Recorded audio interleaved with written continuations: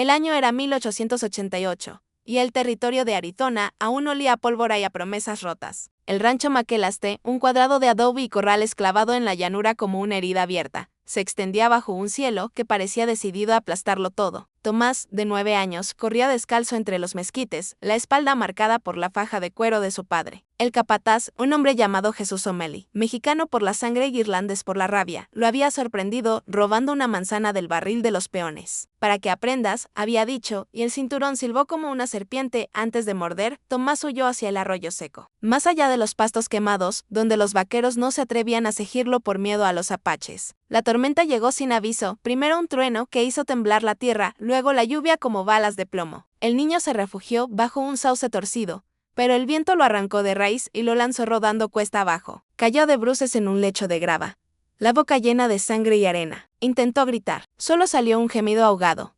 Entonces vino el relámpago, un latigazo blanco que partió el cielo en dos y congeló el mundo por un instante. En esa fracción de luz, Tomás la vio. Ella estaba de pie sobre una roca, a unos 20 pasos, como si la tormenta la hubiera escupido allí. 13 años, quizás 14. Piel del color del cobre recién pulido, cabello negro azabache trenzado con tiras de cuero rojo. Vestía una blusa de algodón deshilachada y una falda que alguna vez fue azul. En la mano derecha llevaba un lazo de crin de caballo. En la izquierda, las riendas de un mustango pinto que relinchaba nervioso. Pero lo que paralizó a Tomás no fue el caballo ni el lazo, fueron sus ojos, negros, profundos, antiguos, ojos que habían visto nacer y morir Souls. La niña Nisoni, aunque él no lo sabría hasta décadas después, lo miró sin sorpresa, como si lo hubiera estado esperando. Bajó de la roca con la gracia de un puma y se arrodilló junto a él. Tomás intentó retroceder, pero sus piernas eran gelatina. Ella sacó una cantimplora de cuero de cabra, la abrió con los dientes y le dio de beber. El agua sabía a humo y a hierbas que él no conocía. Tosió, escupió, bebió de nuevo. No temas, dijo en español, con un acento que arrastraba las R's como si las acariciara. El trueno no mata a los valientes. Tomás quiso preguntar quién era, de dónde venía, porque no tenía miedo. Pero ella ya se había puesto de pie. Del cinturón sacó una pluma de águila, moteada de blanco y negro, y la colocó en la palma temblorosa del niño. Sus dedos eran cálidos, a pesar de la lluvia. Guárdala, susurró. Esto y ahora, otro relámpago. El caballo relinchó, encabritándose. Nisoni montó de un salto, sin silla, sin estribos. Miró a Tomás una última vez, y en esa mirada, él sintió algo que no podía nombrar. No miedo, no gratitud, sino una promesa. Luego azuzó al mustango y desapareció en la cortina de agua, dejando solo el eco de los cascos y el aroma de la salvia mojada. Cuando la tormenta amainó, Tomás seguía allí, la pluma apretada contra el pecho. Regresó al rancho al amanecer, empapado y magullado. Contó su historia entre sollozos. Su padre lo llamó mentiroso y lo azotó de nuevo. Pero esa noche, bajo el mismo cielo que había rugido horas antes, Tomás escondió la pluma en una cajita de latón que había encontrado en el basurero. La cajita olía a tabaco viejo y a balas sin disparar. Y allí, en la oscuridad de su catre, juró en silencio, cuando sea hombre, la encontraré. Y le devolveré esto. No sabía que la pluma ya había empezado a cambiarlo. El regreso de Tomás al rancho McElastey fue como arrastrar un cadáver propio. Caminó las 3 millas bajo un sol que ya no perdonaba, la camisa pegada a la piel, la pluma escondida en el puño como un secreto que quemaba. Cuando cruzó la puerta de la cocina, la cocinera irlandesa, una mujer llamada Brigitte, que era su madre en todo menos en el apellido, soltó un grito ahogado. Jesús, María, ¿qué te pasó, pequeño? Tomás intentó hablar, pero solo salió un graznido. Brigitte lo envolvió en una manta y lo sentó junto al fogón. Le dio caldo de res y pan de maíz. Él comió en silencio, la pluma ahora guardada en la cajita de latón que había robado del montón de basura detrás del establo. Jesús O'Malley entró al mediodía, oliendo a sudor de caballo y a whisky barato. Vio al niño, vio los moretones, vio la mirada perdida. ¿Dónde te metiste, cabrón? Tomás levantó la cara. Me salvó una epechi. El capataz soltó una carcajada que hizo temblar las ollas. ¿Una epechi? ¿Con plumas y todo? Tomás asintió. Me dio agua. Me dio esto, abrió la cajita. La pluma de águila brilló bajo la luz del ventanuco. O'Malley se puso serio. Tomó la pluma, la examinó como si fuera una bala defectuosa y se la devolvió con desprecio. Mentira. Los apaches no salvan a nadie. Roban, matan y se llevan a las mujeres. Eso es lo que hacen.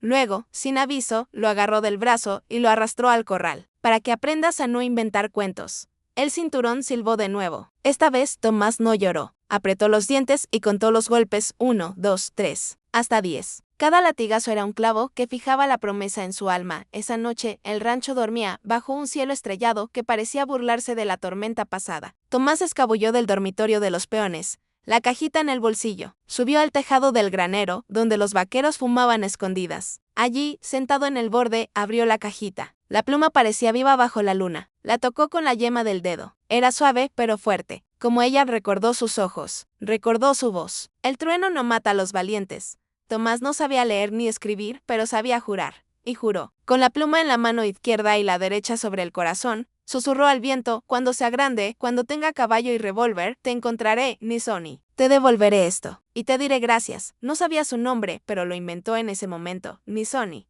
Sonaba como el trueno lejano. Guardó la pluma en la cajita y la ató con un cordel al cuello, bajo la camisa. Nadie la vería, nadie la tocaría. Era su talismán, su brújula, su pecado. Al día siguiente, volvió al trabajo, limpiar estiércol, cargar sacos, aprender a latar. Pero ya no era el mismo niño. Cada vez que Omelí lo golpeaba, cada vez que los otros peones se reían de su cuento epechi, Tomás apretaba la cajita contra el pecho y sonreía en secreto. Años después, cuando ya era hombre y la pluma colgaba del cañón de su Colt, recordaría esa noche en el tejado como el momento en que dejó de ser niño. El juramento no era solo palabras, era una semilla plantada en tierra seca esperando la próxima tormenta.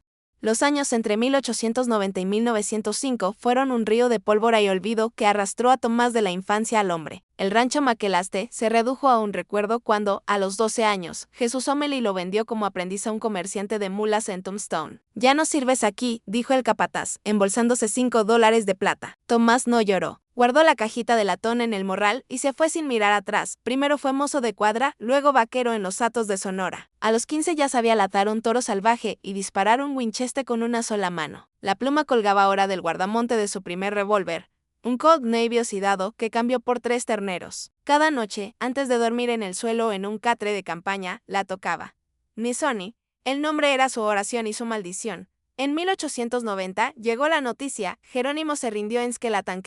Los chiricahuas fueron cargados en trenes hacia Florede. Tomás, que entonces tenía 11 años, vio pasar los vagones desde la ventana de un salón. Niños apaches apretados contra las rejas, mujeres cantando en voz baja. Buscó su rostro entre ellos. No lo encontró, pero algo se rompió dentro de él. La frontera se cerraba, y con ella la posibilidad de cumplir su juramento.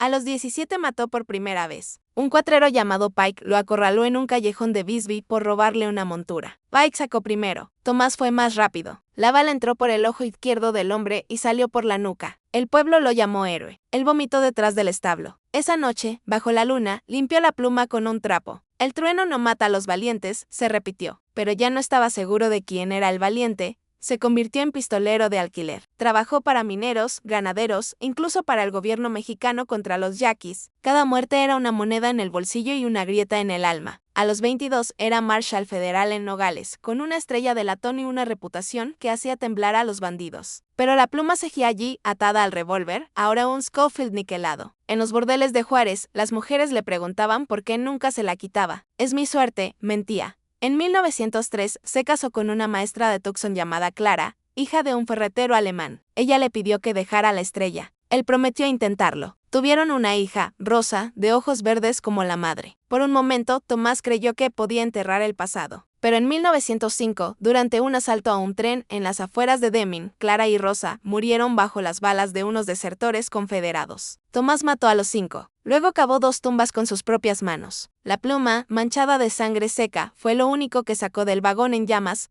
Se retiró a los 35 con una pensión del gobierno y un corazón de piedra. Compró una cabaña en Cobre Muerto, un pueblo fantasma, donde los cayutis eran los únicos vecinos. Colgó el revólver sobre la chimenea, pero la pluma seguía en la cajita, ahora dentro de un cajón. Cada año, en el aniversario de la tormenta, la sacaba y la miraba. «Te estoy fallando», pensaba. La frontera estaba cerrada. Los apaches, dispersos o muertos. Nizoni, un sueño que se desvanecía como el humo de una fogata. Pero los juramentos de los niños no mueren tan fácil. Cobre Muerto despertó con el año 1923 como un cadáver que se niega a enfriarse. El pueblo, antes próspero por una veta de cobre que se agotó en 1914, era ahora un cementerio de fachadas inclinadas y ventanas ciegas. Tomás, con 44 años y el pelo gris prematuro, vivía en la antigua oficina de correos, un edificio de adobe cuya puerta colgaba de un solo gozne. Se ganaba la vida reparando sillas y herrando mulas para los pocos viajeros que aún cruzaban la frontera. El revólver colgaba sobre la chimenea, la pluma en la cajita, y el silencio era su único compañero. La mañana del 17 de marzo amaneció con un viento que olía a hierro y a tormenta lejana. Tomás salió al porche con una taza de café amargo y vio al caballo. Estaba atado al poste, donde antes colgaba el letrero de Wells Fargo, un semental negro azabache, sin marca ni herradura, con la crin larga como la noche. Sus ojos eran dos carbones encendidos. Nadie en Cobre Muerto lo había visto llegar, ni el viejo minero que dormía en la cantina, ni la viuda López que barría su patio al alba. El animal relinchó suavemente cuando Tomás se acercó como si lo reconociera. En la silla una montura epechi tejida con crin y cuero crudo, había una manta doblada. Tomás la desplegó con manos que ya no temblaban por el miedo, sino por la edad. El patrón era inconfundible, rombos rojos y negros entrelazados con un hilo de plata, idéntico al que Nisoni llevaba en la falda aquella noche de 1888. La manta olía a humo de enebro y a desierto. Debajo, un trozo de cuero curtido con una sola palabra tallada.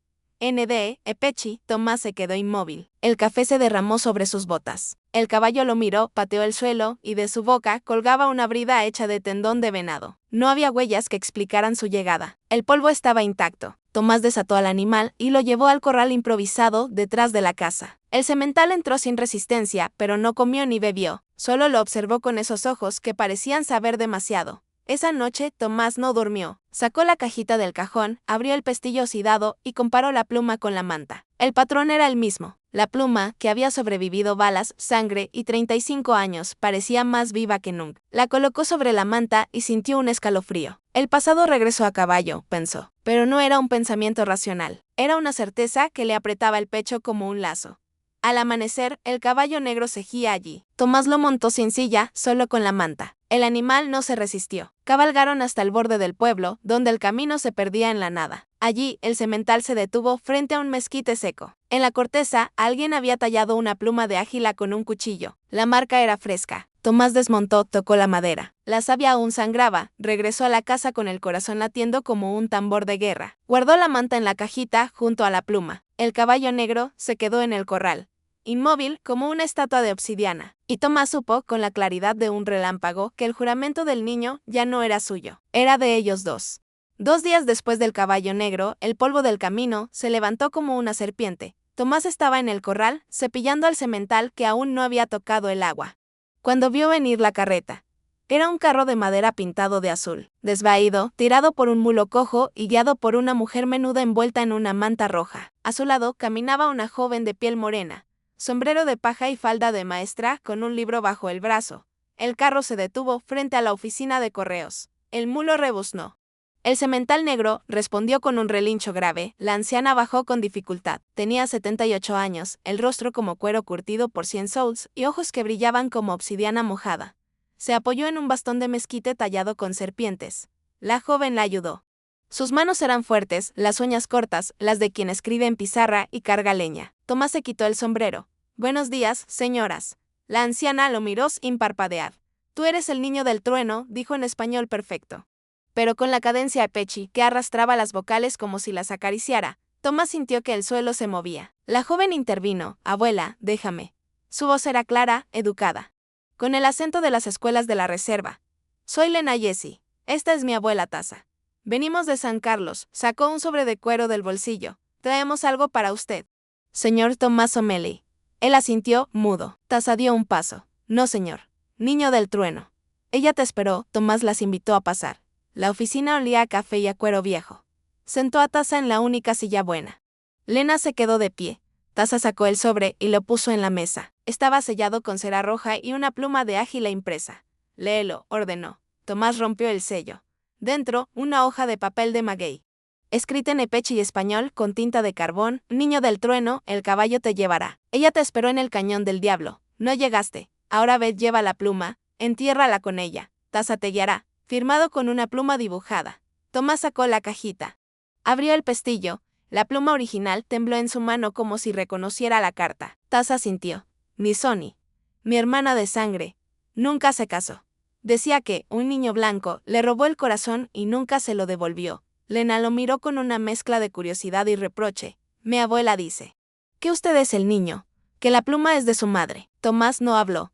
Recordó los ojos de Nisoni, la tormenta. El juramento. Taza continuó: «El caballo negro es sí y en el espíritu de los Mastens. Nisoni lo crió de potro. Lo soltó antes de morir. Dijo, él sabrá el camino». Lena agregó: «Mi abuela me crió con historias suyas. Pensé que eran cuentos. hasta que el caballo apareció en la reserva y no siguió hasta aquí. Taza se levantó. Partimos mañana. Cañón del Diablo. 3 días, Tomás miró al semental negro por la ventana. El animal lo observaba. Lena dijo, yo voy. Enseño en la escuela de la reserva. Quiero saber la verdad. Tomás cerró la cajita. Yo también, el pasado ya no cabía en latón. Cabalgaba en negro. El 20 de marzo de 1923, el desierto despertó con un sol rojo que parecía sangrar sobre cobre muerto. Tomás cargó el carro con cantimploras de cuero llenas de agua del pozo, un saco de tortillas secas, café molido y el Winchester que no había tocado en años. La cajita de latón iba atada a su cinturón, rozando la cadera como un recordatorio vivo. Taz esperaba junto al caballo negro, envuelta en su manta roja, el bastón apoyado en el suelo como una lanza. Lena, con el sombrero de paja calado y el libro de cuentos apaches bajo el brazo, revisaba las riendas del mulo. El semental negro pateaba la tierra, los ojos fijos en el horizonte sur. No necesitaba guía. Un silbido de Tomás y se puso en marcha. Salieron al amanecer. El camino era una cicatriz de polvo entre cardones y ocotillos. El caballo negro iba adelante, sin riendas, eligiendo senderos que ni el mapa de la frontera conocía. Taza cantaba en chiricahua, una melodía grave que hablaba de ágilas y tormentas. Lena manejaba el carro con mano firme. El mulo cojo siguiendo al semental como si fuera su sombra. Al mediodía hicieron alto, bajo un sauce seco. Lena repartió tortillas con frijoles fríos. El cañón del diablo está a 2 días, dijo. Abuela dice que allí los espíritus guardan los secretos de los que huyeron. Tomás comió en silencio. La pluma en la cajita palpitando contra su piel. Sacó la cajita, la abrió. La pluma brilló bajo el sol. Lena la tomó con cuidado. Mira el patrón, susurró. Los rombos rojos y negros.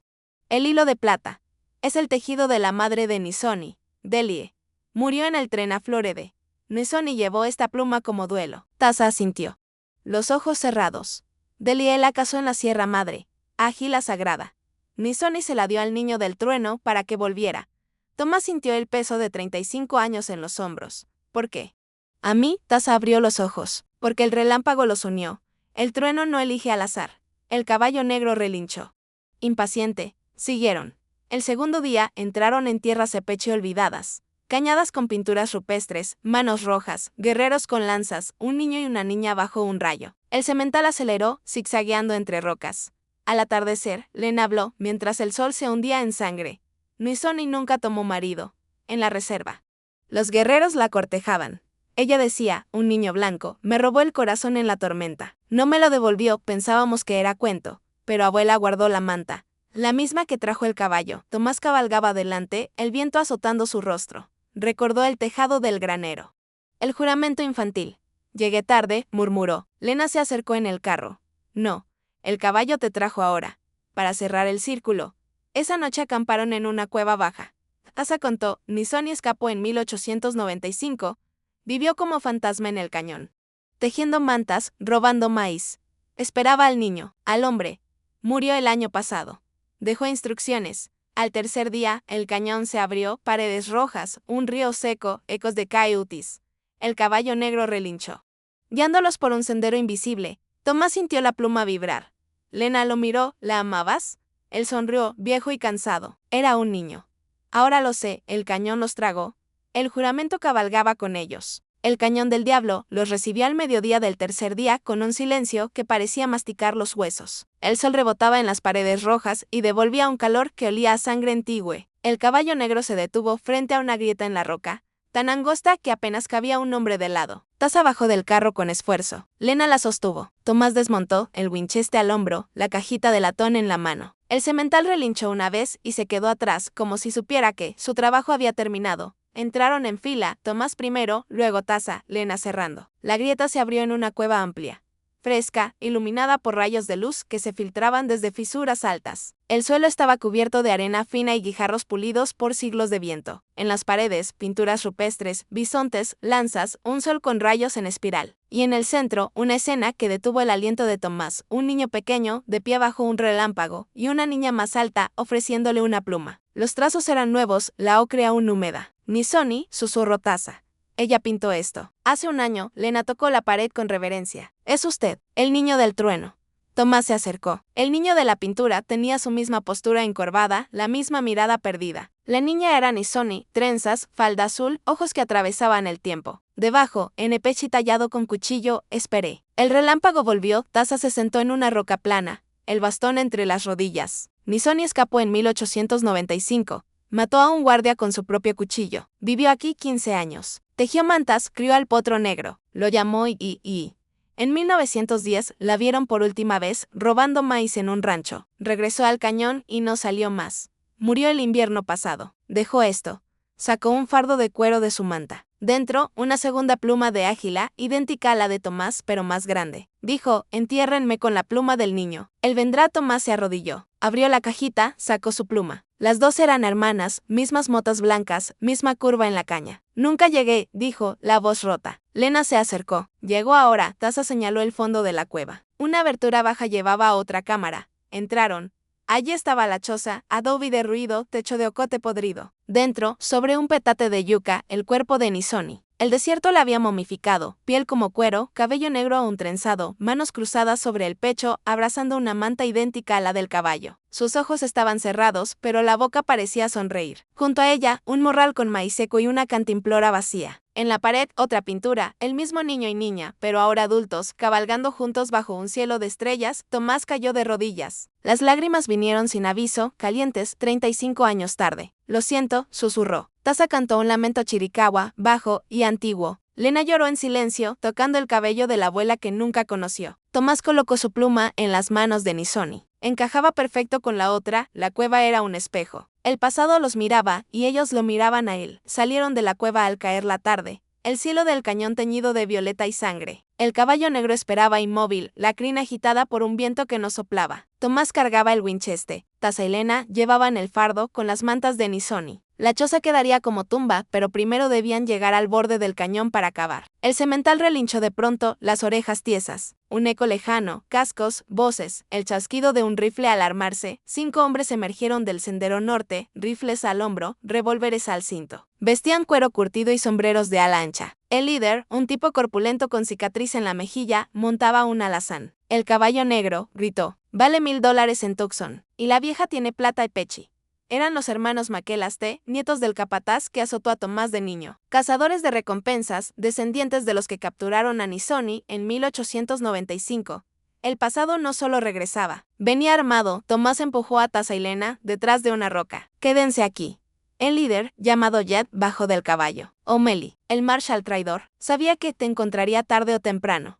Tomás reconoció la cicatriz, la había puesto él mismo en un salón de Nogales, 20 años atrás. Jet sonrió. Danos el caballo y la india muerta. Nos vamos. El semental negro se encabritó, pateando el aire. Tomás levantó el Winchester. Jet disparó primero. La bala rozó el sombrero de Tomás. El duelo estalló bajo la luna naciente. Tomás se lanzó al suelo, rodó, disparó. El primer Maquelaste cayó con el hombro destrozado. Lena, escondida, tomó el revólver de Taza un Colt pequeño que la anciana guardaba en la bota y disparó por primera vez en su vida. La bala dio en la pierna de otro hombre, que aulló y cayó. El cañón retumbó con los disparos. Tomás corrió hacia el caballo negro, que galopaba en círculos protegiendo a Taza. Jet cargó contra él, cuchillo en mano. Tomás dejó caer el rifle vacío, sacó su Schofield, disparó a quemarropa. Jet se dobló, la cicatriz ahora un agujero rojo. Los 2 últimos Maquelaste huyeron, pero el semental los alcanzó. Uno recibió una caza en la cabeza, el otro, una bala de Lena en la espalda. Silencio.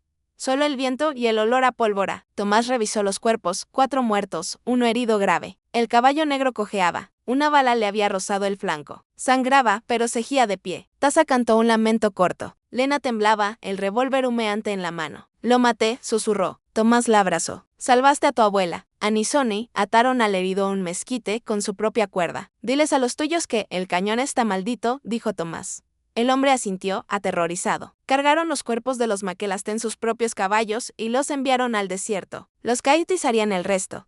El semental negro se recostó junto a la choza de Nisoni, la sangre goteando en la arena. Tomás le vendó la herida con tiras de su camisa. Aguanta, amigo.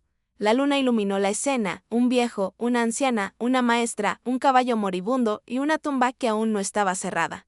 El duelo con el pasado había terminado, pero la noche aún guardaba una bala más.